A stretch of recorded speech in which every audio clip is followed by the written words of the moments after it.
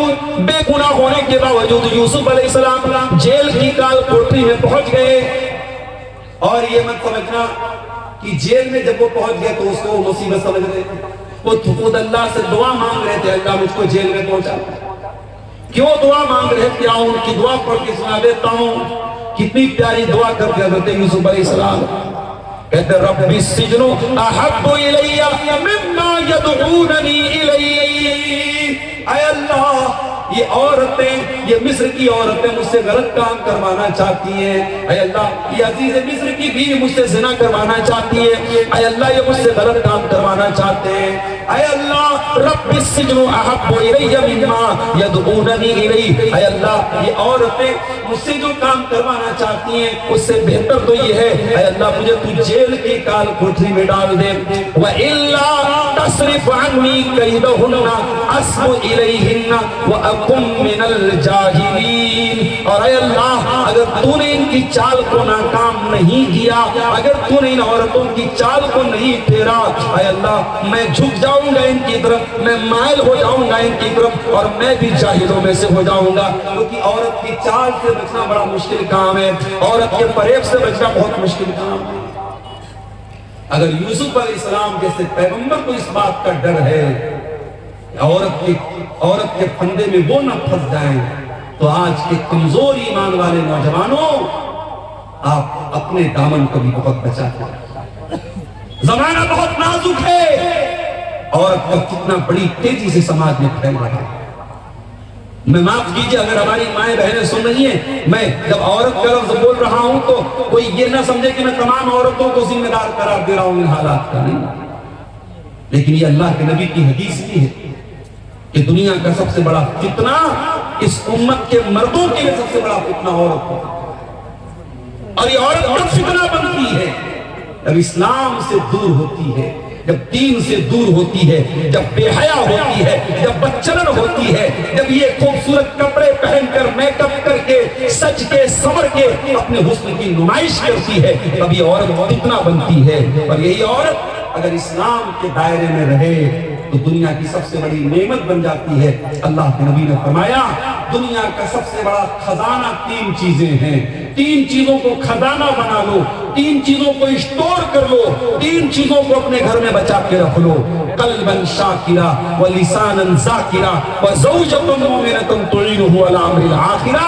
اپنے سینے میں ایسا دل پیدا کر لو جو اللہ کا شکر ادا کرنے والا ہو. اپنے منہ میں ایسی زبان پیدا کر لو جو اللہ کا ذکر کرنے والی ہو. اور ایسی عورت اپنے گھر میں لے کے آ جاؤ جو دیندار ہو اور دین میں تمہاری مدد کرے, دین کے کاموں میں تمہاری مدد کرے. میرے پیارے ساتھیوں, حضرت یوسف علیہ السلام اس عورت کے فتنے سے بچنے کی دعا کرتے کہتے ہیں اللہ مجھے تو جیل میں پہنچا. اللہ نے یوسف علیہ السلام کی دعا قبول کر لی. یوسف بے گناہ تھے پھر بھی جیل میں پہنچ گئے. اور جیل میں پہنچنے کے بعد یوسف علیہ السلام آرام سے نہیں بیٹھ گئے.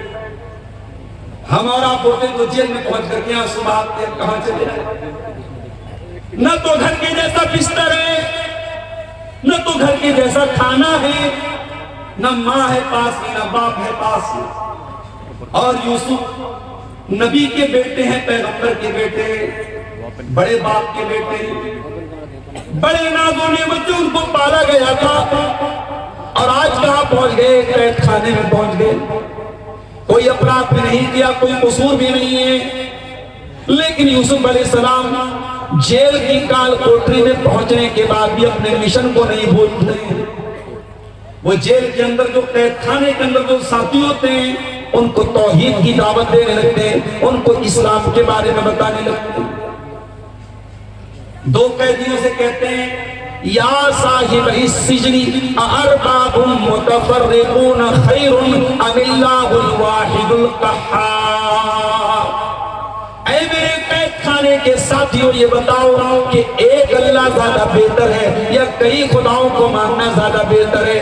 ما تعبدون من دونہ الا اسماء سمیتموها انتم وآباؤکم ما انزل اللہ بہا من سلطان.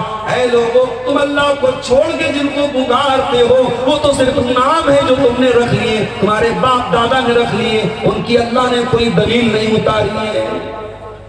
بھئی نام رکھ لیا آپ نے، کسی کا نام رکھ لیا آپ نے غوث اعظم، سب سے بڑا مدد کرنے والا، کسی کا نام رکھ لیا غریب نواز، غریبوں کو دینے والا، کسی کا نام رکھ لیا دستگیر، ہاتھ پکڑنے والا، کسی کا نام رکھ لیا داتا دینے والا، کسی کا نام آپ نے رکھ لیا مشکل کشا۔ آپ نے نام رکھ لیے ہیں، اللہ کو چھوڑ کر کے ان کی کوئی حقیقت نہیں ہے، اللہ کے سوا کوئی دینے والا نہیں ہے۔ تو توحید آپ کے ذہن کو سکون دیتی ہے۔ توحید پر چلنے والا ایک راستے پر چلتا ہے۔ پرانپور سے کٹیہار جانے والا راستہ اگر ہم کو پکڑنا ہے اور ہم پیچھے منہاری کا راستہ پکڑ لیں، کہیں اور نکل جائیں، ہم منزل سے بھٹک جائیں گے۔ اگر آپ توحید پر چل رہے ہیں تو توحید آپ کو صراط مستقیم کے راستے پہ لے کے جائے گی، جنت کے راستے پہ۔ اور یہی وجہ ہے توحید پر چلنے والا وہ ادھر ادھر بھٹکتا نہیں، کبھی یہاں کبھی وہاں نہیں رہتا ہے، وہ ایک پلیٹ فارم پہ رہتا ہے۔ اہدنا الصراط المستقیم، وہ پانچوں ٹائم اللہ سے یہی دعا کرتا ہے، اللہ ہم کو صراط مستقیم پہ قائم رکھ، ہم کو اسی سیدھے راستے پہ چلنے کی توفیق۔ توحید پہ چلنے والا سکون کی دولت سے مالا مال ہوتا ہے۔ میرے پیارے نوجوان ساتھیوں، آپ سے ایک بات کہنا چاہتا ہوں، سکون کس چیز کا نام ہے؟ کیا زیادہ پیسہ کما لینے کا نام سکون ہے؟ معاف کرنا، بڑے بڑے ارب پتیوں کو رات میں سونے کے لیے سلیپنگ پلز لینی پڑتی ہے، نیند کی دوائیں لینی پڑتی ہیں، اور کسی گاؤں کا کوئی غریب آدمی رات میں ساگ روٹی کھا لیتا ہے، مچھلی بھات کھا لیتا ہے، دال چاول کھا لیتا ہے اور آرام سے سو جاتا ہے۔ اس کا مطلب یہ ہوا کہ سکون کا تعلق پیسے سے نہیں ہے۔ جتنے سکون کے ساتھ وہ غریب آدمی اپنی جھوپڑی میں سو رہا ہے، وہ کروڑ پتی محل میں اپنے سکون سے نہیں سو رہا ہے۔ اسی لیے بہت زیادہ دولت کے پیچھے نہ بھاگو میرے پیارے بھائی ہو، دولت کماؤ، دولت ضروری چیز ہے، لیکن اگر دولت مل گئی، حلال طریقے سے مل گئی تو حرام راستوں پہ نہ جانا، ورنہ سکون کی دولت چھین جائے۔ اللہ کے پیارے نبی بڑی پیاری بات ارشاد فرماتے ہیں، لیس الغنا عن کثرت العرب ولکن الغنا غنى النفس۔ ارے زیادہ پیسہ ہو جانا، زیادہ سامان ہو جانا یہ دولت نہیں ہے، یہ مالداری نہیں ہے۔ اصل مالداری ہے کہ انسان کا دل مالدار ہو جائے، انسان کا نفس غنی ہو جائے، انسان دل کا مالدار ہو جائے۔ کچھ لوگ ہوتے ہیں نا، چمڑی چلی جائے دمڑی نہ جائے، پیسہ بہت ہے مگر ایک پیسہ بھی اللہ کی راہ میں خرچ کرنے کی بات آ جائے، کسی غریب کو دینے کی بات آ جائے، نانی مر جاتی ہے، چمڑی چلی جائے دمڑی نہ جائے۔ پیسہ ہے، دولت ہے، دل نہیں ہے۔ اور میں دیکھتا ہوں کبھی کبھی مدرسوں میں چندہ جب لوگ دیتے ہیں، دان دیتے ہیں، غریب آدمی جو بیچارہ بہت معمولی کمانے والا ہے، اپنی حیثیت سے بڑھ کے وہ دیتا ہے، اور کروڑ پتی لوگ بیچارے جو ہے وہ بنگلہ میں تقریر کرنے والا اس کو دائیں بائیں سے کھینچتا ہے، پکڑتا ہے، بلاتا ہے، اس کے بعد بڑی مشکل سے 5,000 10,000 روپے۔ تو اللہ تعالیٰ کیا تو نیت دیکھی جائے، اللہ کیا تو اخلاص دیکھا جائے۔ صحیح بخاری کی پہلی حدیث کیا ہے؟ انما الاعمال بالنیات، ساری نیکیوں کا دار و مدار اللہ تعالیٰ کی نیت پر ہے۔ آپ کٹیہار چھوڑ کے دلی جا رہے ہیں، آپ کٹیہار چھوڑ کے گوہاٹی جا رہے ہیں، آپ کٹیہار کی سرزمین چھوڑ کے ممبئی جا رہے ہیں، کس لیے جا رہے ہیں؟ پیسہ کمانے کے لیے، بال بچوں کا پیٹ بھرنے کے لیے۔ اور ایک آدمی کٹیہار چھوڑ کے یا کوئی بھی جگہ چھوڑ کے دوسری جگہ جا رہا ہے، کیوں جا رہا ہے؟ اپنا دین بچانے کے لیے، اپنا ایمان بچانے کے لیے، اپنے آپ کو اسلام پر عمل کرنے کے لیے۔ دونوں نے شہر چھوڑا، دونوں نے وطن چھوڑا، لیکن جس نے دین اور ایمان کے لیے اپنا وطن چھوڑا اس کو شریعت میں مہاجر کہا جائے گا، اس کے عمل کو ہجرت کہا جائے گا، اس کو ہجرت کا ثواب ملے گا۔ لیکن جو روزی روٹی کے لیے، کسی لڑکی سے شادی کرنے کے لیے، کسی عورت کو حاصل کرنے کے لیے، کسی دولت کو حاصل کرنے کے لیے اپنا شہر چھوڑ کے جائے گا، اس کو ہجرت کا ثواب نہیں ملے گا۔ عمل ایک ہے، کام ایک ہے, نیت الگ الگ ہوگی تو معاملہ بدل گیا میرے پیارے ساتھیوں. اس لیے نیت کو درست کرو. توحید آپ کی نیت کو بھی درست کرتی ہے. اگر آپ کی توحید پکی ہوگی تو آپ نماز اللہ کے لیے پڑھیں گے, آپ مدرسے میں دان اللہ کے لیے دیں گے, آپ غریبوں کی مدد اللہ کے لیے کریں گے, آپ روزہ اللہ کے لیے رکھیں گے, آپ حج کریں گے اللہ کے لیے, آپ زکات دیں گے اللہ کے لیے. اگر آپ کی توحید پکی ہے تو آپ کی نیت بھی پکی ہے. پرسوں جمعہ کا دن ہے, فجر کی نماز میں اگر آپ پہنچے, اور امید ہے کہ آپ پہنچیں گے کیونکہ آپ جلسے میں اگر رات کو 1-1:30 بجے 2 بجے تک جلسے میں آپ رہ رہے ہیں تو آپ کے اندر دین کا بڑا جذبہ ہے, بڑا شوق ہے, تو آپ فجر کی نماز بھی جماعت سے ضرور پڑھتے ہوں گے انشاءاللہ. اگر آپ جمعہ کے دن فجر کی نماز میں پہنچے اور امام صاحب نے سنت کے مطابق پہلی رکعت میں سورہ سجدہ کی تلاوت کی اور دوسری رکعت میں انہوں نے سورہ دہر کی تلاوت کی, تو سورہ دہر میں یہ آیتیں بھی آپ امام صاحب کے منہ سے سنیں. انما نطعمكم لوجه الله ويطعمون الطعام على حبه مسكينا ويتيما واسيرا. اللہ کے نیک بندے غریبوں کو کھانا کھلاتے ہیں, یتیموں کو کھانا کھلاتے ہیں, قیدیوں کو کھانا کھلاتے ہیں. انما نطعمكم لوجه الله. اور جب وہ غریبوں کو کھانا کھلاتے ہیں تو اس لیے نہیں کھلاتے کہ فوٹو کھینچ رہے ان کا. ہم لوگ بھی کہیں جاتے ہیں جلسوں میں, پروگراموں میں, تو اب یہ سیلفی لینے والے جو ہمارے نوجوان ہیں وہ دسترخوان کو بھی جا کے سیلفی لیں. میں منع کرتا ہوں بھیا مت فوٹو مت لو. ایسے ہی لوگ علماء کو بدنام کرتے, علماء کھاتے بہت تھے, مولوی کھاتا بہت تھے, اور جب یہ کہو کہ بھائی اپنے بچے کو مولوی بناؤ تو کہتے ہیں کھائے گا کہاں سے. بڑی عجیب بات ہے. ایسے تو بولے کہ مولوی کھاتا بہت ہے, اور بچے کو عالم بنانے کی بات کہو تو بولے کہ کھائے گا کہاں سے. تو دسترخوان پر بھی ہمارے فوٹو لیے جا رہے ہیں. کیوں صاحب؟ اسٹیٹس پہ لگائیں گے, موبائل پہ لگائیں گے, فیس بک پہ ڈالیں گے عبدالغفار صاحب دیسی مرغا کھا رہا ہے. ایک جگہ جلسے میں اپنی بیٹی کو لے کے چلا گیا. یہ یوٹیوبر لوگ اللہ ان کو معاف کرے, ان کو تھمبنیل لگانا بھی نہیں آتا. نیپال میں ایک جلسے میں بھی گیا اپنی بچی کو لے کے, ایک یوٹیوبر نے تھمبنیل لگایا, عبدالغفار صاحب یہ اپنی بیٹی کو لے گیا, جلسہ میں لے گیا, تقریر میں لے گیا. ارے بھائی یہ ہے بول دو بھائی, کیا مطلب زبان ایسی ہو چکی ہے کہ سمجھ میں نہیں آتا کہ ان کو ہندی میں کیا لکھنا چاہیے. تو کھانا آدمی کھا رہا ہے اس کا بھی لوگ فوٹو لے. فوٹو ٹھیک ہے, میں اس کو حرام نہیں مانتا, لیکن بلا وجہ بلا ضرورت آپ کم سے کم علماء کو کھانے کے ٹائم تو بخش دو بھائی. آدمی کھانا کھا رہا ہے, اس کی کیا پوزیشن ہے, کس حالت میں وہ منہ بنائے ہوئے, آپ اسی حالت میں فوٹو لے. میں بہت سختی سے منع کرتا ہوں کہ بھائی فوٹو کم سے کم کھانا کھانے کے ٹائم تو فوٹو. کئی بار ایسا ہوتا ہے جلسہ تقریر کر کے مجھے نکلنا ہے, فوراً ٹرین پکڑنی ہے, بھاگنا ہے, مولانا ایک سیلفی لینا ہے. مولانا ابے تمہاری سیلفی کے چکر میں بھائی میری ٹرین چھوٹ جائے. تو فوٹو لینے کا, سیلفی لینے کا بڑا شوق ہے. تو بات یہ کس سے نکلی؟ کھانا کھانے سے بات نکلی. اللہ کے نیک بندے کھانا کھلاتے ہیں غریبوں کو, لیکن جب کھانا کھلاتے ہیں تو تھینک یو سننے کے لیے نہیں, جزاک اللہ خیر سننے کے لیے نہیں, شکریہ سننے کے لیے نہیں.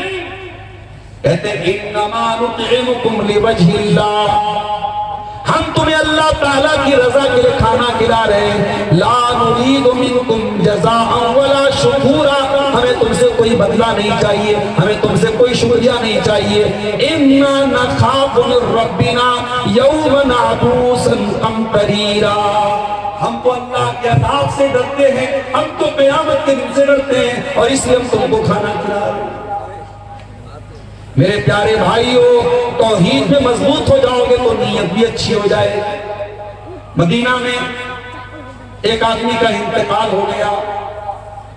انتقال کے بعد جب ان کو جنازے کے لیے ان کو جب نہلایا جانے لگا, جب ان کو میت کو غسل دیا جانے لگا, ان کی پیٹھ کے اوپر بڑے بڑے موٹے موٹے نشان پائے گئے, بورے ہوئے. نہلانے والوں نے کہا یہ تو بہت بڑی ہستی تھی, یہ تو اللہ کے نبی کے اہل بیت میں سے تھے, اللہ کے رسول کے گھر والوں میں سے تھے, یہ تو نبی کے نواسے کے بیٹے تھے. نواسے کے بیٹے کو کیا بولیں گے؟ ہمارے پر نواسا ہوتا. آپ کیا کہیں گے؟ پر نواسا. نبی کے پر نواسے ہیں, نواسے کے بیٹے ہیں. علی ابن حسین ان کا نام تھا. ان کو غسل دیا جا رہا ہے اور پیٹھ پر موٹے موٹے بورے کے نشان. نہلانے والوں نے لوگوں سے پوچھا کیا معاملہ ہے، ان کی پیٹھ پر یہ نشانات کیسے؟ بات اڑتے اڑتے مدینہ میں پھیل گئی۔ مدینہ کے کچھ غریب گھروں تک یہ بات پہنچی۔ ان غریبوں نے آ کر کے کہا اللہ کی قسم ہمیں پتہ چل گیا ان کی پیٹھ پر یہ موٹے موٹے نشان کیوں ہیں۔ کہا مہینے کی پہلی تاریخ آتی تھی، ہر مہینے کی پہلی تاریخ کو ہمارے گھر کا مہینے بھر کا راشن اللہ کا کوئی نیک بندہ بورے میں بھر کے اپنی پیٹھ پہ لاد کے مہینے کی پہلی تاریخ کو ہمارے گھروں پہ پہنچا دیا کرتا تھا۔ رات کے سناٹے میں وہ آتا تھا، ہمیں پتہ بھی نہیں چلتا تھا وہ اناج لانے والا کون ہے، وہ راشن لانے والا کون ہے۔ اور ایسا ایک نہیں کئی پریواروں کے ساتھ ایسا ہو رہا تھا، کئی فیملی کے ساتھ ایسا ہو رہا تھا۔ آج علی بن حسین کی پیٹھ پر پائے جانے والے ان نشانوں نے ان کی چھپی ہوئی نیکی کو عام کر دیا۔ جس نیکی کو انہوں نے زندگی بھر چھپا کر کے رکھا، آج ان کی نیکی دنیا کے سامنے آ گئی اور دنیا کو پتہ چل گیا کہ مدینہ کے ان غریب پریواروں کو کھانا پہنچانے والا، راشن پہنچانے والا اور اناج پہنچانے والا کوئی اور نہیں، نبی کے اہل بیت کا ایک فرد تھا، علی بن حسین۔ یہ اخلاص ہوتا ہے میرے پیارے ساتھیوں، توحید کی برکت سے آپ کے اندر اخلاص ہوتا ہے۔ اگر آپ توحید میں پکے ہو جائیں گے اللہ تعالیٰ آپ کو سکون کی دولت بھی دے گا۔ وہی سکون جس سکون کو تلاش کرنے والے آج کہاں کہاں تلاش کرتے ہیں۔ یہ شرابی شراب کیوں پی رہا ہے، یہ زنا کرنے والا زنا کیوں کر رہا ہے، یہ لڑکیوں سے چیٹنگ کیوں کر رہا ہے، یہ پاؤڈر کے ذریعے ڈرگس کیوں لے رہا ہے۔ ان تمام لوگوں سے پوچھ تو کہتے ہم تو سکون کے لیے ایسا کر رہے ہیں۔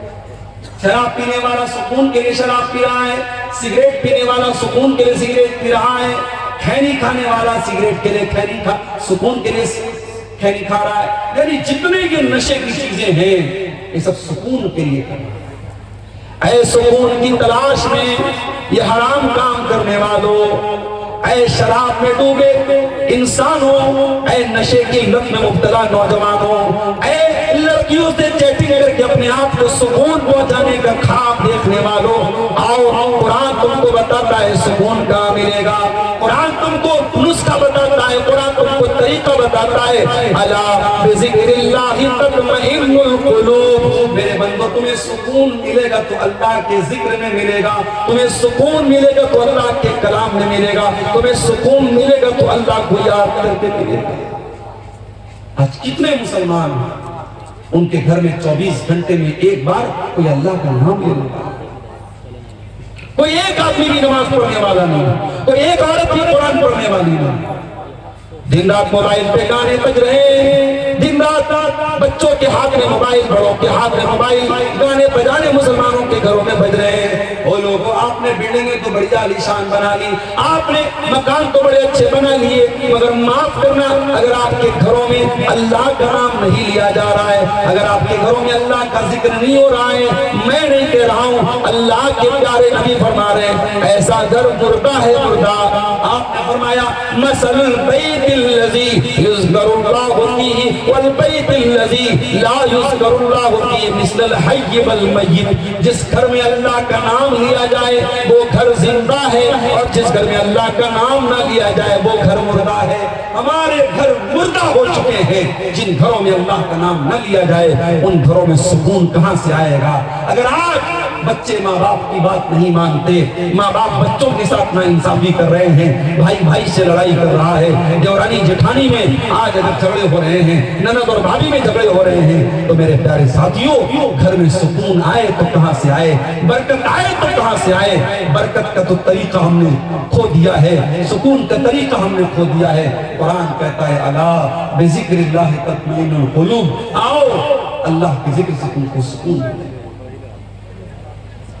ابھی میں آج سائنسداں کے بارے میں پڑھ رہا تھا، تھائی لینڈ کی ایک یونیورسٹی چیانگ ماؤ ایک یونیورسٹی ہے، اس میں ایک پروفیسر ہے جو ایناٹومی کا پروفیسر ہے، اور ان کا نام کیا ہے؟ ان کا نام ہے تیجا تیلاک، وہ تھائی لینڈ کے تھائی پروفیسر ہے، ایناٹومی کے وہ پروفیسر ہے، اور وہ ایناٹومی کا مطلب ہوتا ہے انسان کے بدن کی جو پارٹس آف باڈی ہیں، جو شریر کے جو انگ ہیں، اس پر وہ ریسرچ کرتے ہیں، اس کے بارے میں وہ تحقیق کرتے ہیں۔ تھائی لینڈ کی اس یونیورسٹی کے پروفیسر صاحب نے جب تحقیق کرنا شروع کیا، ریسرچ کرنا شروع کیا، ایک سوال بار بار ان کو ڈسٹرب کر رہا تھا کہ انسان کی باڈی میں جو درد ہوتا ہے، اس درد کو بدن کا کون سا حصہ ریسیو کرتا ہے؟